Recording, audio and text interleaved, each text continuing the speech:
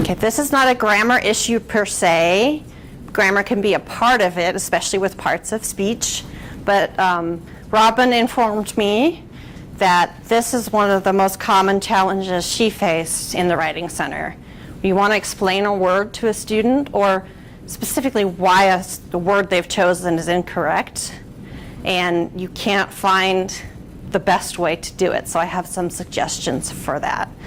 We talked about, well, let's keep going. Connotations are often the problem, not always, but we have feelings we associate with words. So that's why when you look at it, the part of speech is correct, but it doesn't feel right. Trust your native speaker instinct. And it probably doesn't feel right maybe because of the connotation. Everyone knows connotation, the association with the word. And we're going to follow up with some more association stuff. Patient is overweight. That's what we think of, kind of. Fat feels different, right?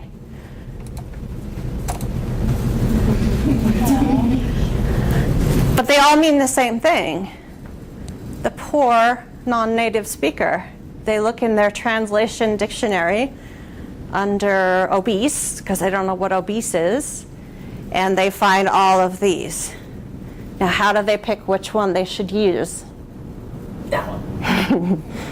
They don't know the connotation, the association, and the feeling with the word.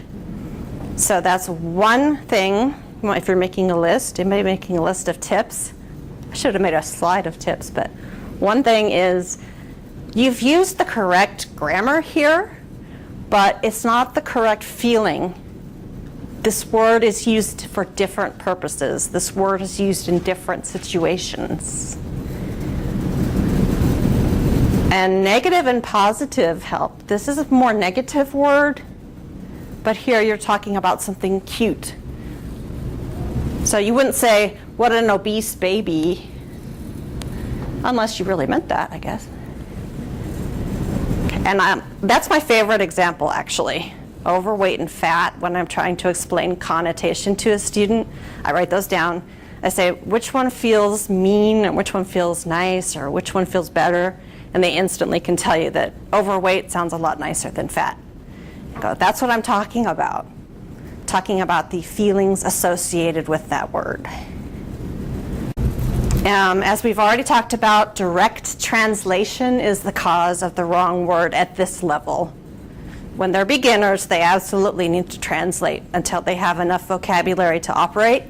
But at this level, they really shouldn't be translating too much. And here, this is a real sentence I got on a paper. A dental student needs to be mentored by someone for a long time. Now, you'd have more of an essay there. You wouldn't have just one sentence. But can anybody guess what the student was trying to say?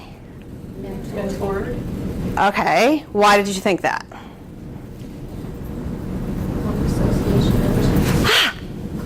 The context, the association, and plus the M helped out. Okay, so you would tell the student, I think you should use the word mentored here. But guess what? Anybody have a dictionary? Look up mint as a verb. Okay, well anyway, it's to mint a coin. Can also be in rare occasions applied to guidance, tutelage of a medical professional. So that's actually correct.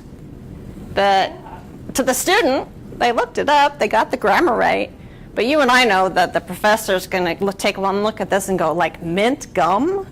I mean, unless they're, they have an hour to analyze every essay. The chief professor's going really fast, and they get to this and go, wrong. It can also be dry.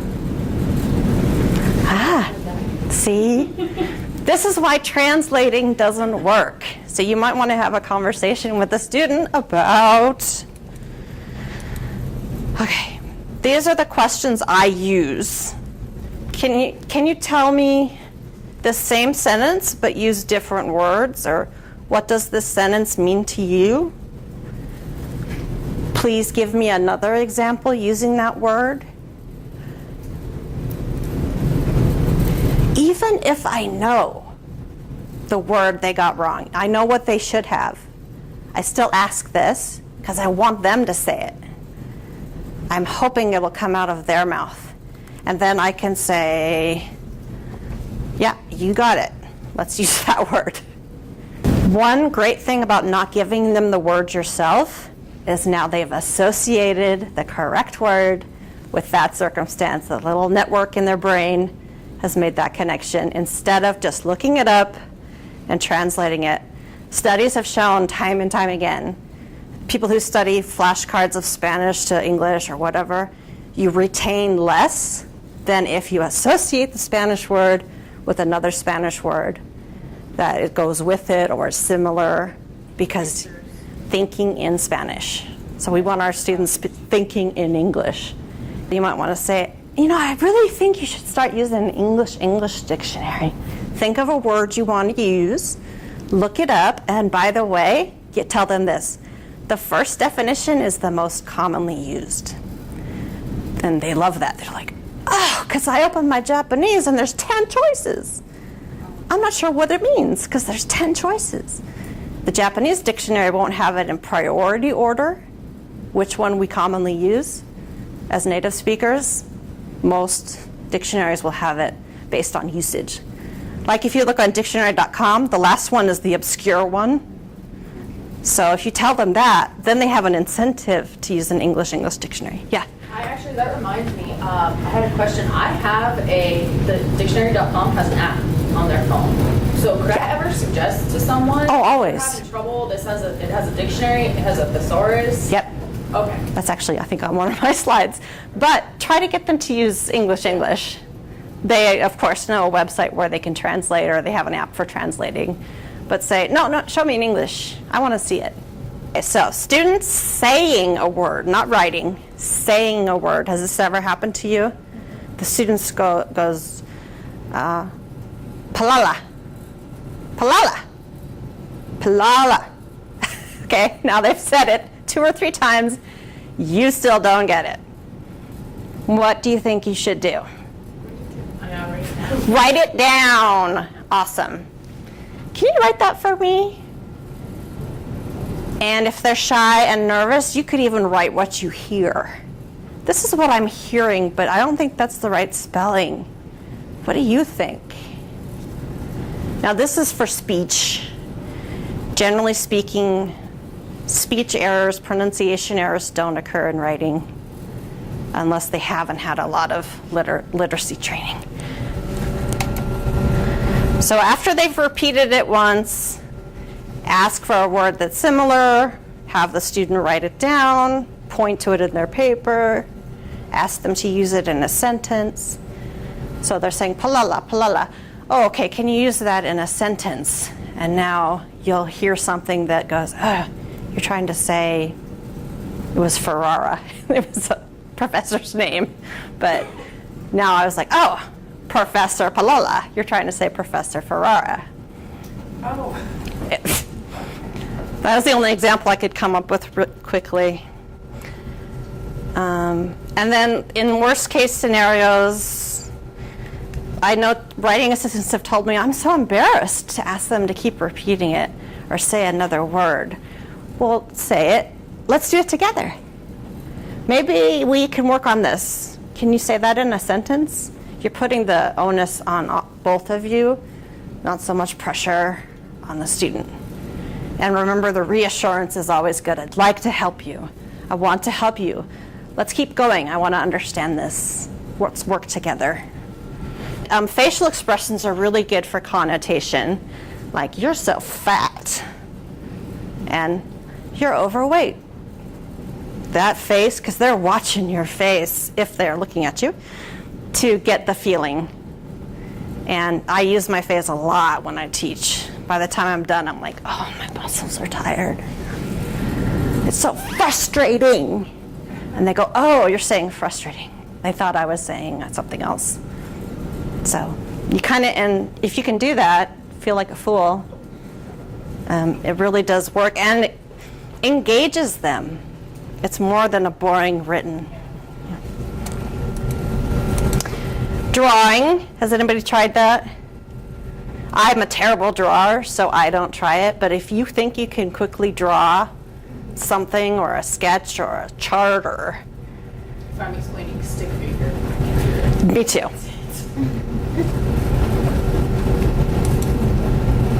And then concept check. Once you've gotten your point across, okay, minted is used for making coins, making money. It's not really money, but you're trying to get the point across, they've used the wrong verb. So can you give me an example using minted? And then might repeat back what you just said, the government mints coins. So that's okay, because now they know it. And then you say, okay, what would you like to use in this sentence? And if you've discussed synonyms, antonyms, you've done your facial expressions, they'll go mentor, tutor, whatever verb they've selected. You should have written some down maybe, and they can pick. Okay, don't forget learning styles, of course. Reading it from the dictionary for the student. That works for some students. Asking them to look it up in a dictionary, actually their phone, but that's still kinesthetic. A real hard copy dictionary, old school ESL will tell them they need a hard copy, but let's face it, they are not going to carry around an English dictionary, so I don't teach that. I say, can you get out your phone and let's do it together, let's look it up. It's still kinesthetic, they're holding something, especially the thing they love, their cell phone. See my face? Paper, like you were mentioning, arranging the words, like negative words under red, positive words under green. And Google Images is really quick. I'm sure you know that, right? Okay. Okay, what if there's no answer? What if you're stumped? You're like, you know what? That's just the wrong word. Period. Well, have a student, why don't you go home and take a look in your dictionary, an English dictionary, and see what the first definition comes up.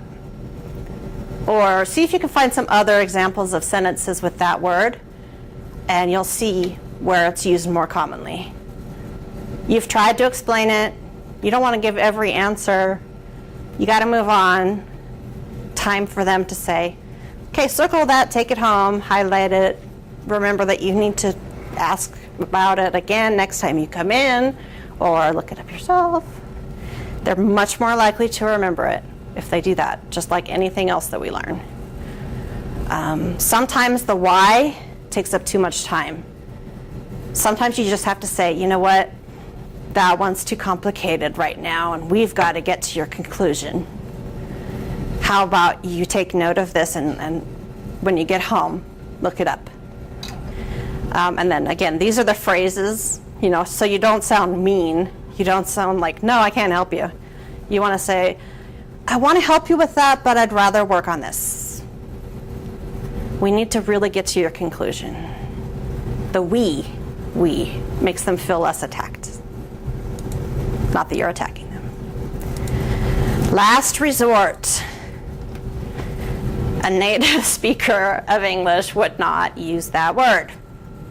The connotation is incorrect. The feeling, the example, the situation is wrong. That's period. That's the end of the story. I wouldn't use fat to describe that person because it's rude. The native speaker thing kind of shuts them down. Like they can't argue with that. You're a native speaker. So if vocabulary is taking up all your time, these are some solutions. Okay, your turn. I asked the writing assistants to give me some sentences with the wrong words in them. They came up with some doozies. And I'm going to give each of you one of them. Ponder what word is wrong and what you think should be fixed. And then we're going to try to explain it to a partner. Oh, I'm touching anything. Just to get us started, I put some examples. The reason was privation of terrorism. The reason was, I don't understand what you're trying to say. Oh, I'm trying to say that they did that to stop the terrorism. Oh yeah, prevention. Okay, I get it now. But you would have to ask the speaker. Yeah, that's what we have. If you haven't asked, can you tell me another word for that? Can you give me another example? And then you'll go, oh, they're trying to say. Okay, let's practice it. The NSA scandal has seriously dented the reputation of the U.S. I'm the international student. You're the writing assistant. Does that strike you as strange? Yeah. Okay, good. You want them to probably fix it? Okay, talk to me. What are you going to say? Anybody want to volunteer? The word dented has the connotation, the feeling of the word about denting a car. An object. An object. Car. A car's good. I always go to denotation, which with the D means dictionary meaning. Right. So you might look up a word that has more of a defined meaning than dented. Could you suggest a word like damaged? Of course. I mean, you don't have 3 hours for every student, so sometimes you just say, instead of dented, can we use damaged? Yeah. But if you do that every time, then you're correcting the paper. Come crutch for them. Yeah. And they haven't learned. So it depends. It's a balance. We don't have a higher order concerns that we're like, oh my gosh. Do they pick up the word, I mean, do they understand connotation or feeling? They probably Feeling, connotation, yeah. If they're in English 101, connotation's in the book, so let's hope. The world's economy has been going down. This is really common. So ask me. So what are you trying to say in this sentence? The economy's going down. Can you be a little bit more specific? It's gotten worse. It was good and now it's bad. So I just said worse, right? So let's write that down. How can we use that in this sentence?